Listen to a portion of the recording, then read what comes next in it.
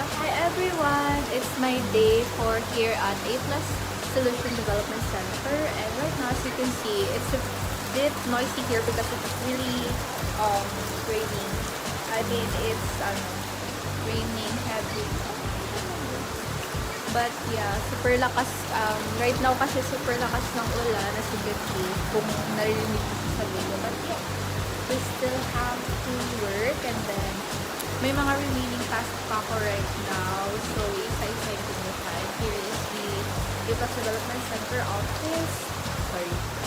Medyo ano lang. Medyo against the light since hindi pa nakabukas yung mga ilaw dito. But yeah, bye-bye guys! I'll be working on my task, which is, I think I'm gonna be learning sa